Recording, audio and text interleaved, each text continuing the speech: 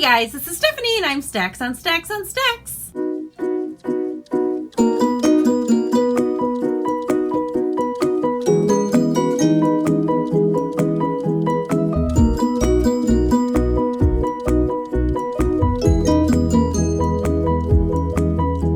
Today I'm coming to you guys with my most disappointing reads of 2019. By most disappointing, I mean I was expecting this and I got this. So I only have 7 books I'm going to talk about. 2 are just honorable mentions, and then I have my top 5 most disappointing reads of the year. First one I'm going to talk about is Mary Poppins by P.L. Travers. Basically, this is just a story I've known for a very, very long time. It's one of those that I didn't really grow up with the book. I grew up watching the movie, or I watched the movie a few times as a kid, whatever. And I've always enjoyed the Mary Poppins story. I like the play. I've seen the musical. Like, it's fun.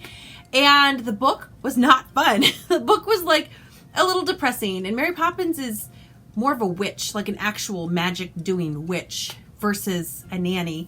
And it wasn't whimsical or fun. And maybe it just hasn't aged well.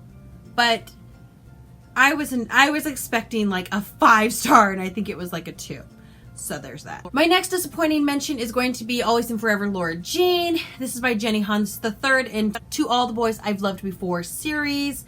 And it really just wasn't necessary. I say disappointing, but I really didn't have very high expectations for this. My expectations were like here, and it came in like here. So it was disappointing. I was expecting a little more, I guess. The thing with this book is nothing happened. There was just like a very teenage, the drama of what's going to happen to the thing of the deal. And then nothing happens. But it does have some really cute moments with the girls and the family. And that's like my favorite part of these books. Like the family time, the sisters being sisters and baking in the kitchen and the cutesy wootsy things. I love that crap. Like, I am a sucker for that. For somebody who doesn't like romance books all that much, I like the everyday, mundane slice of life. We're going to sit around and watch a movie, but first, let's make brownies. Like, I think that's so sweet, and I just love that part. And that was there, and that was the redeeming part. But the plot was, so there's that. So coming in number 5 would be The Umbrella Academy. I actually read the first 2 graphic novels this year. I think the picture I'm going to show you is the first one. I don't know. Could be the second one. You never know with me. But I read the first 2 this year, and I'm not certain I'm going to read the third one. I did get it from the library, and I was trying to read it. But the problem is, I watched the TV show. I loved the TV show. I saw it. I was like, yes. And the TV show was cast well, and it had good music, and it was like, la la la la. And then we have the graphic novels, and they weren't good. They were a little disjointed. They had characters doing stuff over here and characters doing stuff over here, and they never like meet in the same novel. And they're the sibling group, but they never meet. And I don't know, it really fell flat. I was expecting the graphic novel to at least be a 4.0, and it was something more like a 2 to 2.5. I didn't even like the artwork all that much. So I don't know if I'll read the last one. I mean, it's a graphic novel. How long could that possibly take? But when you're not engaged in something, it takes a heck of a lot longer. Also, I was hoping to get some answered questions because the TV series didn't answer a lot of my questions, but neither did the graphic novel. So there's that. Coming in at number 4 is Finding Fraser, a novel by K.C. Dyer. This was a book club pick for me, and it was a bit of a stinker.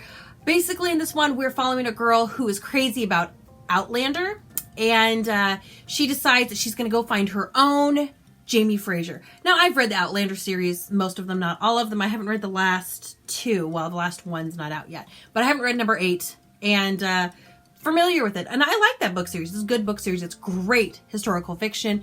It does have romance, but I love time travel-y things. And it is time travel well done. However, this girl is crazy about that. She goes to find her own personal Jamie Fraser, so she goes on this adventure. And I thought, that sounds fun. It was not fun. It was a big letdown. The character is stupid. So she makes stupid decisions, and she finds herself in very bad situations because she makes very poor choices. And it just didn't go well. It just didn't. So that part of it was just a letdown. She was a mess. She was bumbling. Bad things happened to her, and I was like, you kind of deserve that. So that's basically where I was sitting with this disappointing read. Coming in at number 3, we have All the Ever Afters by Danielle Teller. I didn't hate this book. This was another book club pick now that I think about it. And this one, I think I rated it like a 3.6 or something. Like, it wasn't a terrible rating, but I really thought this would be like a 4.8. Like, it is a like fairy tale retelling, and we cover the the stepmother and her story in Cinderella. So like, they start from the beginning and how she got to the castle and how she this and this and how she married Cinderella's dad and all this kind of stuff and who Cinderella really is. And there's a little bit of jumping back and forth, I believe, in it as well. I'm trying to remember now, but now I'm starting to forget. And I don't know, it fell flat. The characters weren't great. And even the stepmom, who's our main character, there were moments that I liked her or moments that I was like, yeah, we're gelling. And then there would be like chapters where I'm just like, I got nothing here. Like, where'd she go? So that part was frustrating. I don't know if it was the writing or if it's just maybe the story just doesn't have enough to hold a book that's this long. I don't know. But there were parts that were slow. There were parts that dragged. There were parts that were good, but it just was not as good as I thought it was going to be. Coming in at number 2 is The Binding by somebody, I don't remember who. This is one that I heard about from somebody else's channel, and I cannot remember who it was, but whoever it was talking about it, and I thought, this sounds great. So the premise of this book is that this guy is like a farmer guy, and he gets pulled to work in a bindery. And I kind of get the feeling that's like, I don't know, late 1800s kind of times. I'm guessing maybe turn of the century. They are not clear with that because it's kind of a fictional world, because there's a magical element, which I was like, ooh, that sounds nice. So the guy gets pulled to work in the bindery, and basically the bindery is where people can take memories out of their brain and they put them into a book, and then they don't have the memories anymore, and the memories are there in the book. And you can like take away bad relationships or things you would rather have forgotten, maybe bad choices you made or things that were traumatizing and you don't want to remember them anymore. And then you put them in a book, and then the book goes, I don't know, on the wall, wherever. So this guy gets pulled to go work in a bindery, and it's kind of a no-no job anyway, but he has to do it for some reason. While he's working there, he finds a book on the wall with his name on it. So he is not who he thought he was, and his life isn't what he thought it was. Dun, dun, dun! And that sounded so great. That sounded like a 5-star read. It was not a 5-star read.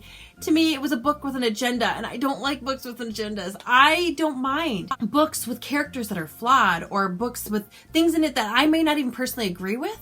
I'm okay with it as long as it fits within the story. But when you're like, no, I want this thing to happen so badly, I'm just going to push it and push it and push it.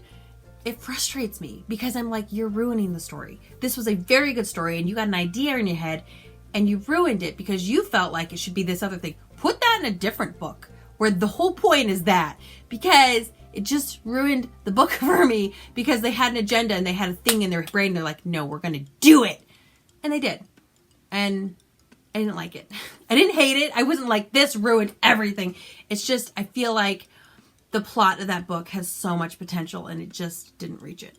And my most disappointing book of last year, and keep in mind that that does not mean that this book was like a 1-star book. I didn't hate it. I just thought it was going to be here, and it was here. And that would be Daisy Jones and the Six by Taylor Jenkins Reid. I loved Evelyn Hugo. That was such a great book. And every time I think of it, I'm like, I should reread it. I loved the book. The book made me so happy. Such good writing. I wanted to look things up immediately and be like, oh my goodness, what was this movie she was in? Oh yeah, she's fictional. It was so good. It was one of my favorite books the year I read it, which I think was 2016, 2017. I don't remember. And then there was this, and I was expecting Evelyn Hugo, and then people were hyping it, and they're like, best book ever! I want to have its children! And it just didn't do that for me. Now, it could have been the subject matter. Basically, in Daisy Jones and the Six, we're following a band through early 70s, I think. And they only had one record together, but it was a huge hit band. There was the Six, they were a band. Then Daisy Jones came along as a individual artist, and they did one album together. This is also told in like an interview format. So like it says, Daisy, Hana, Hana, Hana, Hana. And then it says, Billy, blah, blah, blah, blah, blah. So I didn't love the format. So I opted to listen to it instead of reading it because like basically I felt like I was reading a play, and you tend to lose a lot of the environment when you read a play versus watch a play. And despite the fact I listened to it, and they had a great cast read it too, by the way, like a great cast. They had, I want to say Jessica Biel and Judy Greer, like they had really great, very talented people reading this. But I lost that ambiance. I lost the feeling of, she entered a room, there was a stale smell in the room. She couldn't put her finger on it, but she knew it would come to her. That wasn't in there. None of that was in there, because it was an interview and it was people's memories, and parts of it were fun and parts of it I was just like, it just was lacking. I think I gave it a 4 stars. Like, this was not a terrible book. Lots of people love this. This is on lots of people's best reads of the year.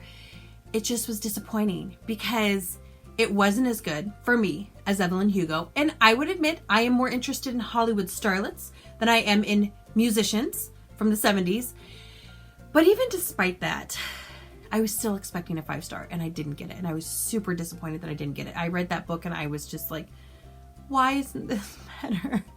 Because I wanted it to be better. Why wasn't this better? But it wasn't. So there was that. But like I said, most people love this book. It just came in way under for me. But that is it. Those are my disappointing reads for 2019. Feel free to leave a comment down below if you've read any of these. I'd love to know your thoughts on these. I'm sure people have thoughts and opinions on Daisy Jones. That is fine. I would love to hear them. I don't think it's going to change my opinion that it was a little disappointing. I do see a lot of good things about it. It just didn't hit as high mark as I was expecting it to. And maybe I just listened to the hype too much. Maybe I just went in and thought, this is going to be fantastic because everybody said it's going to be fantastic. And this is a reason why I don't like to hype books, guys. But it missed the mark for me, which was poo-poo sad. So please leave your comments down below if you've heard of these or if you've read these or if you disagree with me. I'd love to have a conversation with you down there. So leave your comments, subscribe, like, do all the fun things, and catch another video soon with me. Bye! Or things that happened to you that were like traumatizing, you don't want to... Oh, my cheesecake's ready.